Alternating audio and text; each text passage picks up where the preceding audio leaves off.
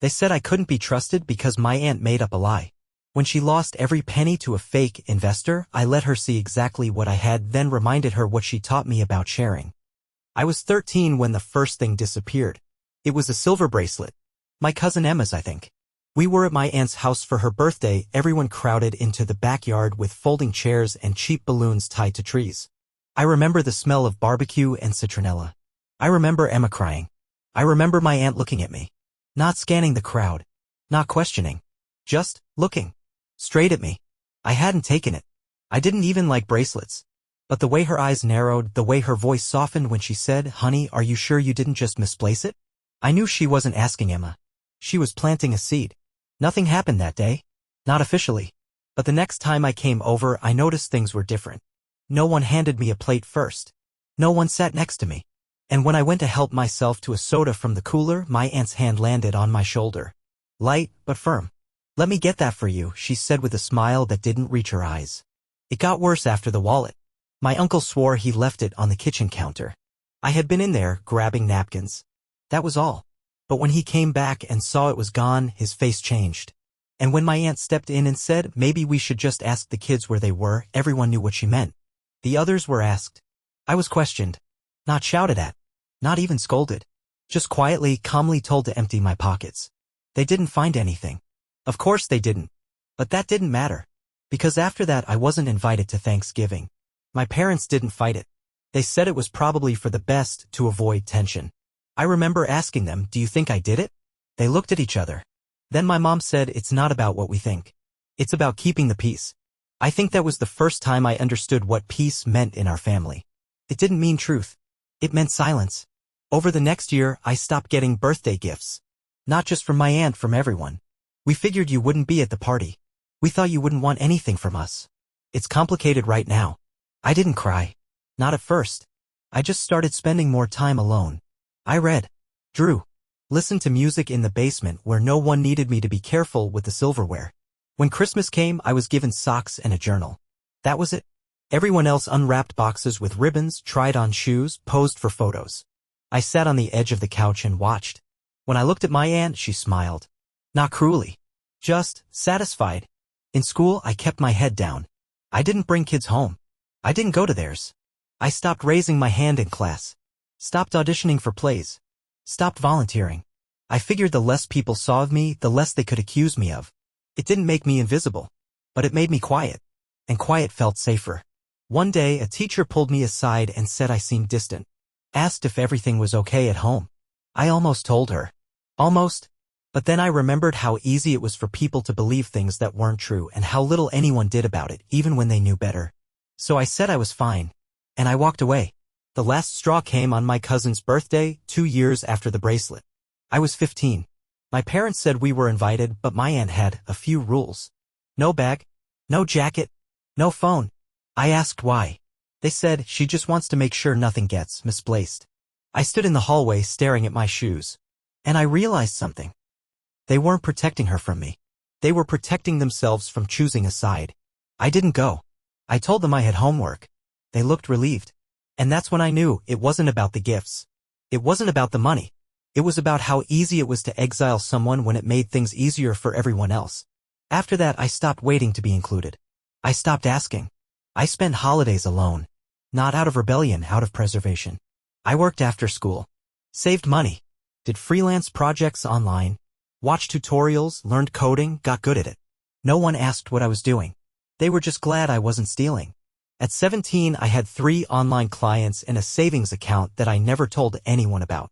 At 19, I paid my own tuition for a local college. At 21, I moved out. No one offered to help with the deposit. No one asked where I was going. But when I got there and sat on the floor of my new apartment eating microwave noodles, I felt something I hadn't felt in years. Not joy. Not freedom. Just the absence of shame. And that was enough. The lie my aunt started didn't just cost me birthdays. It cost me language. It made me hesitant to say I need or I want or I deserve. It made me calculate my tone before every conversation. Second-guess every offer of kindness. Prepare for the moment someone would turn and say, "You haven't changed at all."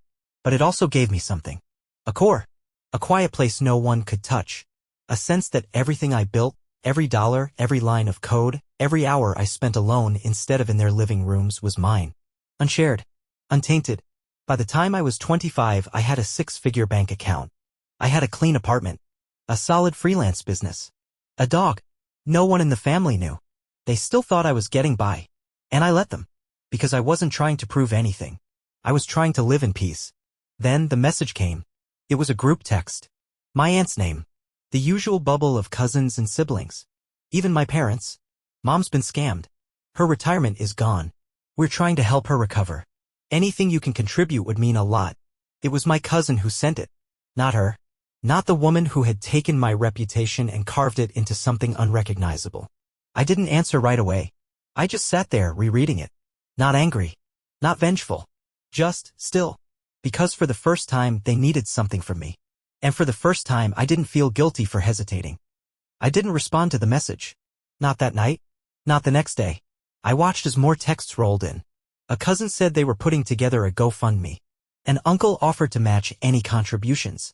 Someone dropped a voice note, short, rushed, filled with static, asking if I was okay and had seen the thread. I listened to it twice. Then deleted it. No one reached out to me directly. Not even my parents. That told me everything. They still couldn't say the words. Still couldn't choose a side. But they could forward a link. It had been over a decade since the lie began. 10 years since I'd been left off guest lists. Since I'd watched the backs of heads around a dinner table that never made space for mine. And now the woman who started it all had needs. She needed help. She needed trust. She needed support. Words she never once offered me. I wasn't angry. That's the part no one believes when I tell them. I wasn't angry. I wasn't thrilled either. I just watched it unfold like a play I'd already seen before. Only this time I wasn't the one standing in the spotlight accused. A few days passed before I got the second message. This one was direct. From her. I know we haven't spoken in a while, but I could really use a hand right now. I made a mistake. Please. No signature. As if please was supposed to erase years of silence. I sat with it for an hour. Then I typed one sentence. Can you meet for coffee? She said yes within minutes. Gave a time and a place. No questions. No apologies. Just eagerness. And I knew she didn't think she'd done anything wrong. She just thought I was still that quiet, obedient version of myself. Still the kid sitting alone at the foot of the stairs, hoping to be invited back in. I wore black. Not for drama. For focus. I arrived early. Sat at the table facing the window. Ordered nothing. Watched the door. She walked in 5 minutes late. Still overdressed. Still composed. Still giving off that faint scent of perfume and judgment. She smiled like we were old friends. You look good, she said, settling into the seat across from me. I didn't answer. I just waited. I won't waste your time, she began. I know we've had a complicated relationship. But right now I'm in a bad spot. I was trying to grow my money and I trusted the wrong people. She paused. I said nothing. She looked around. Then leaned in. I lost everything. My savings. The retirement. All of it. I'm barely making rent. Still, I didn't speak. Her face twitched, just a flicker of discomfort. I know we weren't always close, she continued, but I see what you've built. You're smart. You figure things out. And I'm asking, as family, can you help me get back on my feet? I took out my phone. Opened the banking app. The screen glowed between us. She leaned in instinctively, her eyes catching the numbers. Her breath caught. I tilted the phone slightly toward her.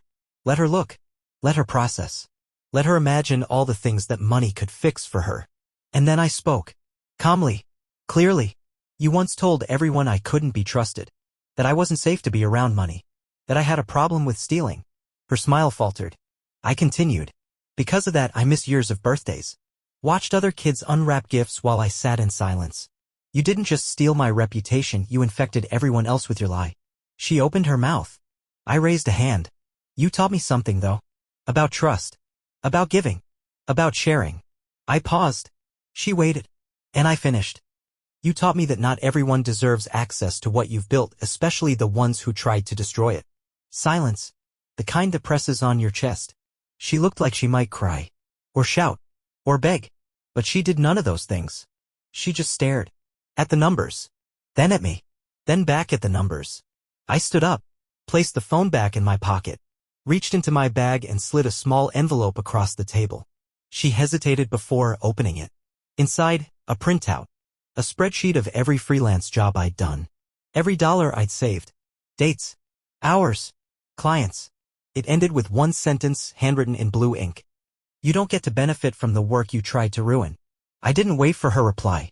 I walked out. The door swung shut behind me, soft and final. That night, there were more messages. From cousins. From my father.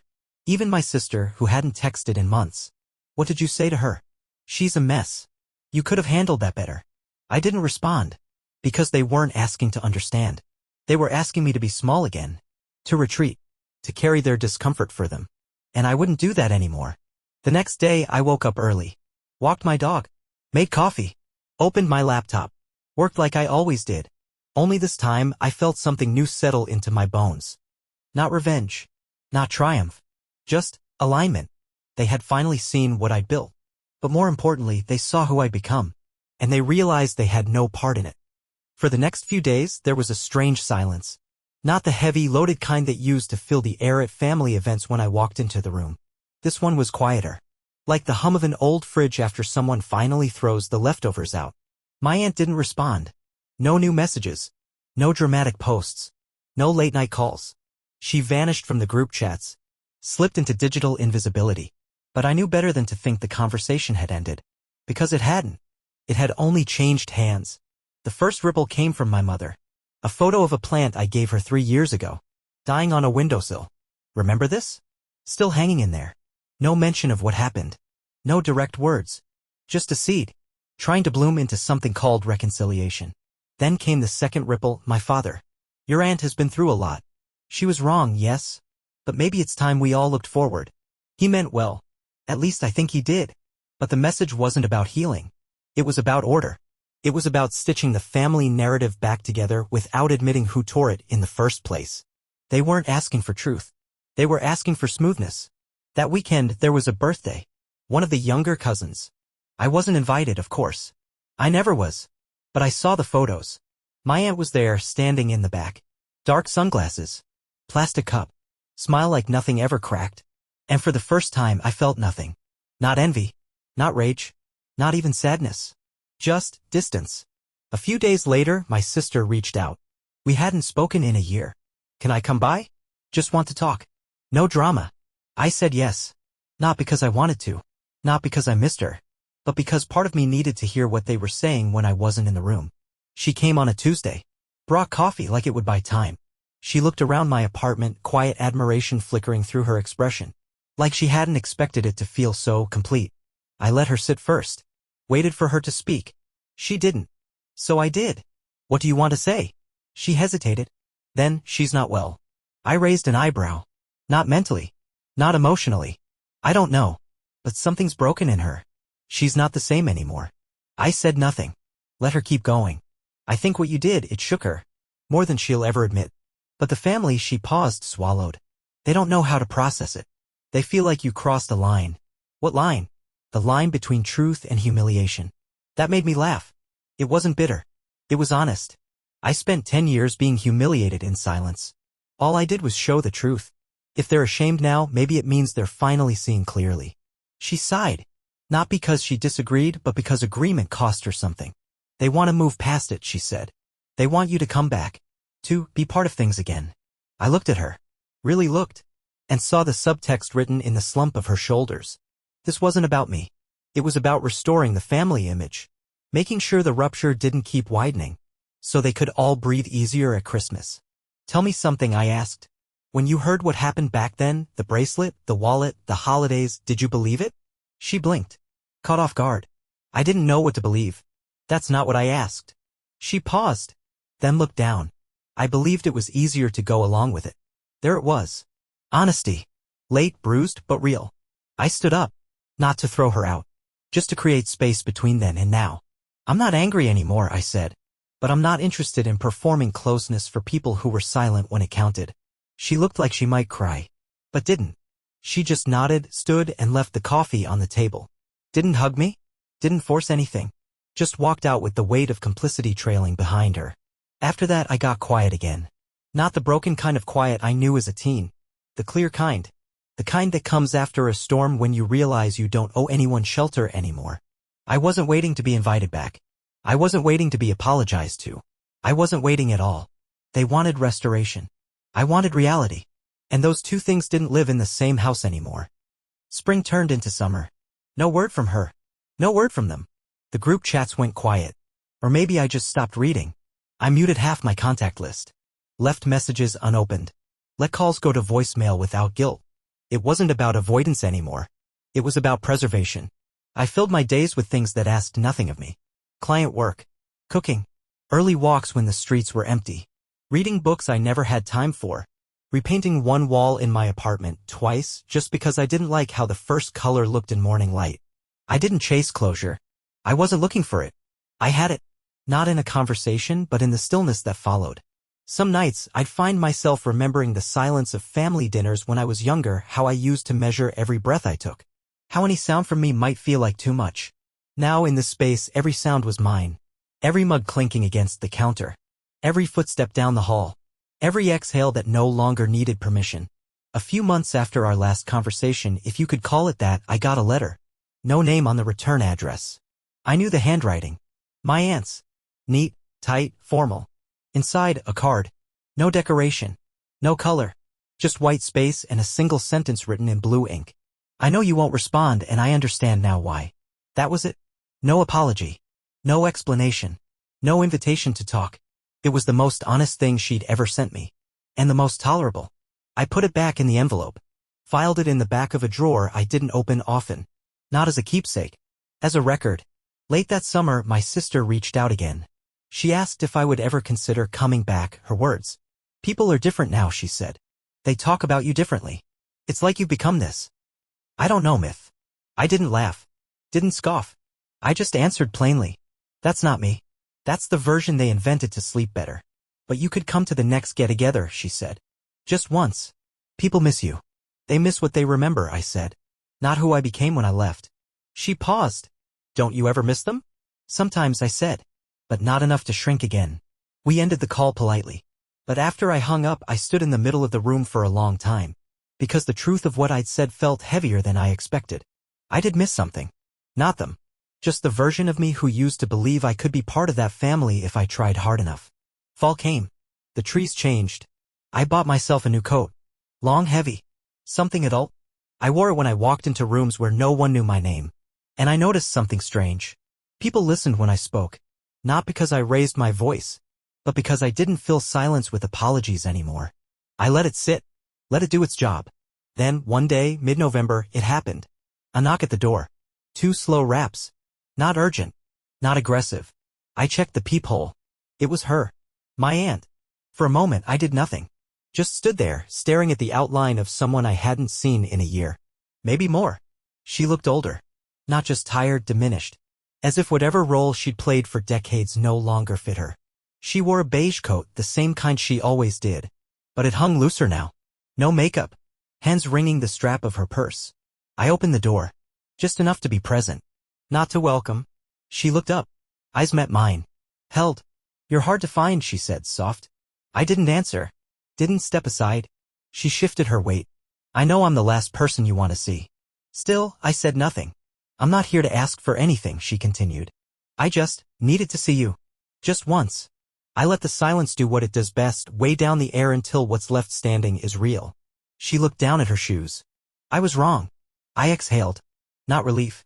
Not forgiveness. Just acknowledgement. Yes, I said. You were. She swallowed. Waited for me to soften.